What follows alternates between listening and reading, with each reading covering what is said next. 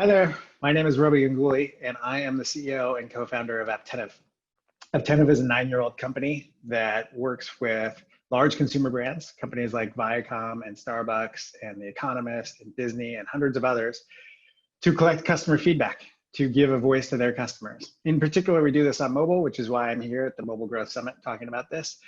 And over the next 10 to 12 minutes, I'm going to talk about how you, in the mobile teams around the world, can really fix a big problem around what we think of as the feedback funnel. And in doing that, you will accelerate your business because you will understand more about your customers, around the right moments to communicate with them, around the opportunities for upsell and increasing loyalty and decreasing churn. So let's get into it.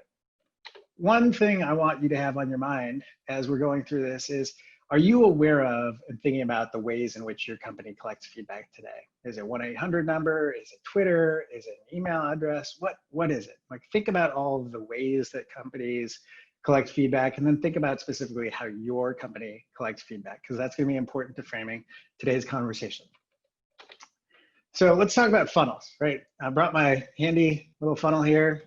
My wife let me take this because I'm going to start. No, I'm not going to draw on it. This is just a prompt.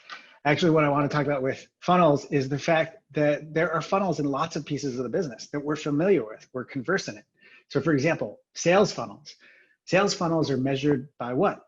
A sale, ultimately.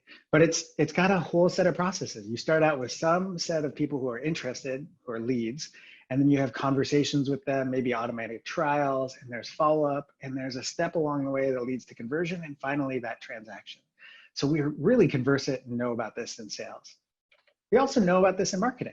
And like sales, marketing is often trying to drive something in particular. Often it's a sale, but maybe it's just that next action. And it starts again at the top of the funnel with awareness, and then people express interest and they consider what you're offering and they evaluate it, and maybe they make a decision and they take an action or they purchase it. And marketing often expands the funnel to the next set of steps, which is, how do you get them to do it multiple times? How loyal are they? Can they become advocates? But again, this marketing funnel, we're very conversant, we understand it. And even in the area of product, we have a funnel, because it starts out with a whole slew of ideas, things you could be building, services you could be offering to your customers. And then it goes through a process of discovering what's possible, how big it is, how expensive it might be to develop, and testing it and seeing if it really works and then meets the market. And finally, launching that product is kind of the end state, at least the first gate of really concluding that funnel, is to get something out into the marketplace. So we have funnels in multiple pieces of our business. And when we at Apptentive think about this, one of the things that we see consistently for a lot of businesses, unfortunately, is that what's missing from these funnels are the humans involved in them, the people. Like, when we talk about leads, we're ultimately talking about another person or a team on the other end. And many of these funnels do not have a good enough feedback loop from customers to tell you if your marketing is doing the right job, if your salespeople are actually universally really accommodating customers' needs and asking the right question. And in particular, we at Apptentive know that product teams struggle with collecting feedback, and that when they collect feedback from more of their customers, they can accelerate product development. For 9 years, we've been servicing hundreds of companies, and in particular, working with the product and the marketing teams on how to bring that voice to the customer into their work, how to iterate, how to prioritize the roadmap, how to make sure that they're solving the biggest pain points from the right customers. And when that voice is missing, you slow down because there are so many guesses. And when that voice is present, you speed up because you get so much feedback and your loop accelerates. And what we're going to be talking about today is the results of us powering feedback to over 1 billion consumers over the course of 2019. The stats that we're going to be talking about and some of the things that we know are true and can be accomplished are really predicated on the fact that we work with hundreds of companies, and in those situations, we were able to power feedback from over 1 billion customers. So that's where the data is coming from today. And when we think about these funnels, there's consistently one measure that a lot of these funnels really talk about, and it's the conversion rate. We hear about conversion rates in particular in marketing sales a lot, but we also think about it in really sophisticated product organizations. And so this conversion rate conversation drives a lot of behavior to try and increase the conversion rate. It drives an alignment around the organization to increase that conversion rate. But when we get to feedback, when we think about feedback, Do we talk about conversion rates? Do we talk about what percentage of people are actually giving you feedback? No, by and large, we do not talk about feedback in that way. We do not talk about the conversion rate. And as a result, our organizations are not as well aligned as they could be around giving customers a voice. I want you to take that question about which channels do you use for feedback, what does your company do, and to think about it through the lens of, okay, if that's really making a funnel, does it look like this? Is it a linear funnel? No, actually, what we find at most companies, it's not linear. It's actually just representative channels.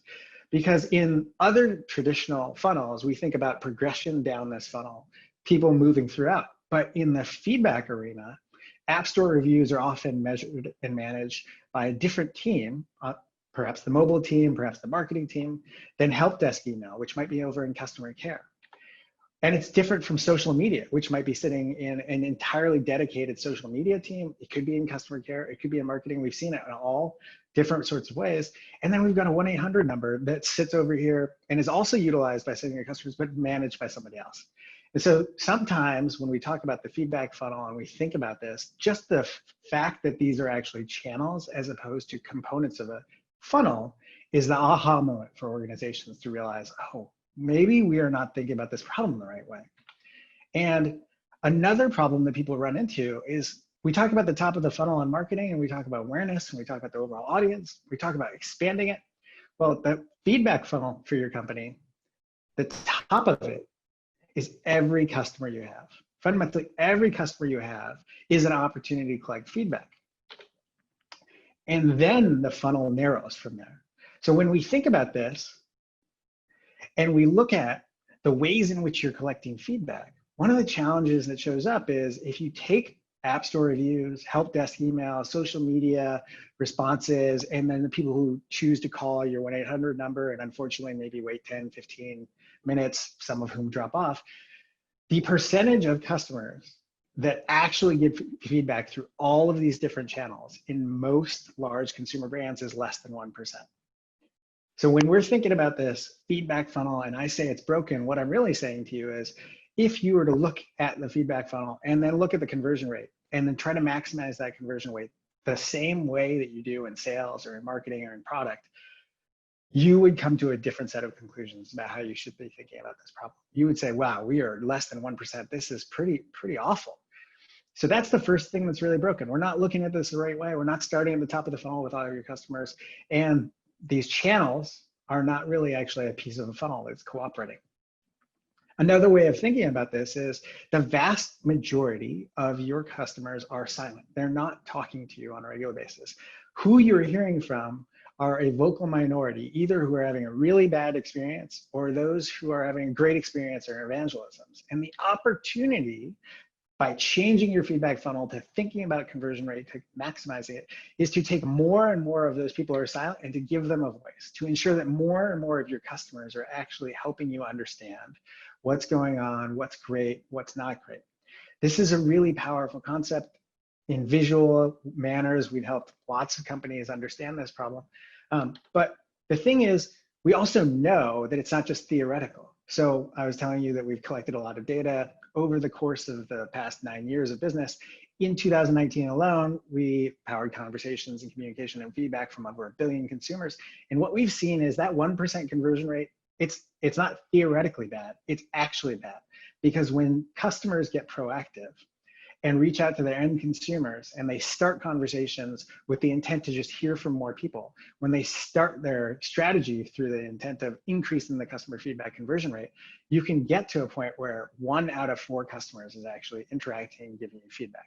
So we're talking about oftentimes 20, 50, sometimes 100 times more feedback as a result of getting proactive and getting in front of these customers. And what happens when you're able to get in front of a lot of customers? Well, you learn some things that you're doing are wrong. A lot of you are probably using NPS. When we think about the way in which we collect feedback, we know that a lot of companies say, hey, CSAT and NPS, those are core metrics. Well, today's standard of a good score is typically between 40 and 50, but that's because today's standard is not a realistic measure from a large percent of our customers. In fact, Today's standard is oftentimes from an N of 1,000 to 2,000 customers, which is way below 1% for a large consumer brand.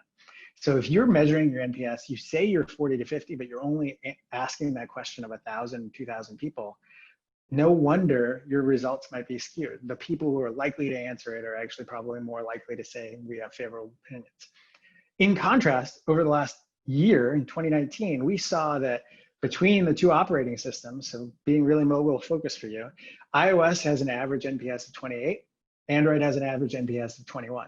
This is much more realistic because we've got tens of millions of consumers answering these questions across lots of different industries. So when you get to more people, you get better data. And mobile is really important because it can fix this funnel really quickly. It's personalized, right? It's really important, we think, for you to collect data at the individual level from your customers, to collect that feedback and to tie it to an end customer. And in mobile, that's natural. Identity and your phone are linked. And so as a result, you can track that customer and understand, hey, this is Roby. He's been a Starbucks customer for 3 years. 5 months ago, he said he loved the app. 2 months ago, he said he loved the app. Last week, when he tried to do mobile order and pay, it didn't work and he did not love it. You can track that from me, and you can track it over time. Mobile is really, really valuable in thinking about how to solve this problem and get more of your customers to give you voice. And what we know out of this is when you start doing this, your customers' feelings do change. And I want to highlight the bottom half of this. What we're talking about here is the first measure for a lot of customers with us is, do you love this app, experience, brand? 60% of people say yes. But over the course of last year, 1 out of 20 customers changed their mind. They were fans at one point. They might have been fans multiple points, but then the last interaction we had with them said that they're a risk. 1 out of 20 customers' opinions are changing. And then conversely, 1 out of 25 customers' opinions are changing in a positive way. Being able to track at the customer level over time allows you this kind of information and gets you in front of places where you might have churn. This means that if you get proactive, you could have daily insights. Your entire customer organization, the people who care about what's going on, could see daily, hey, what's the shifting to fan? What's the shifting to risk? Where am I vulnerable? What can we understand? This is one of the outputs. But let's get a little bit deeper. How do one of our customers take this kind of insight and opening up the feedback funnel to analyze their business? Large quick service retailer that we've worked with for a number of years was looking at this data, again, on a daily basis. And what they were seeing at the top level was, oh, 2,600 people shifted their opinions. Of those, 900 shifted to risk. Well, we had more shifting to fan than we did to risk. That's great. We feel good about that. But they spent a lot more time looking at the bottom half of this. The 903 people who shifted to risk were really intriguing. And the more they looked at it and the more they mapped it against their historical data, the more they came to the conclusion that this curve looked like another curve that they had, just with a time delay. And this curve was churn customers. What they were seeing was that by getting proactive, getting in front of more customers, giving more of them a voice, asking questions, they're actually predicting churn a couple weeks in advance of when it happened, which then, because they'd heard from the customer, gave an opportunity to recapture that customer.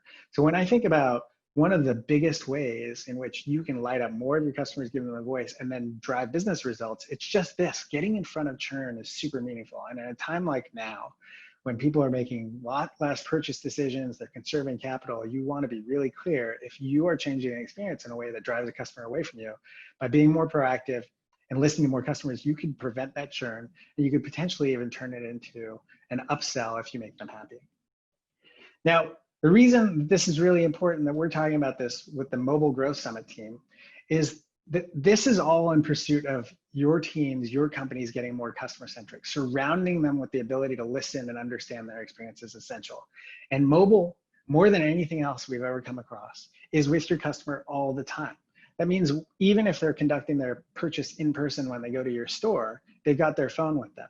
But increasingly on their couch, while they're on the bus, when they're in commute, they're making purchase decisions, research decisions along the way. And so each and every one of you in the audience has an opportunity to fix the feedback funnel, not just for your team, but for the company. Because what we've seen is that you have the opportunity to touch physical touch points, digital touch points, meld them together and attach an identity to it. And this is how you're gonna help your teams, your companies grow faster by really fixing this feedback funnel, getting more proactive. Now, what can you do today? Actions. You can start by proactively gathering feedback. You can start in your mobile apps, on your mobile websites, on your websites in general, really quickly getting out in front of customers and understand what's going on. The second thing you can do is you can stop by our virtual booth and learn more and ask questions. I think that some of you are here right now. So we've got some people here who can dig into this in further detail. Happy to answer them, tell you some of the best practices. And if you want to partner with us, we've done this with hundreds of companies. We're here and happy to help. But at the very least, we can tell you some of the best practices to get forward.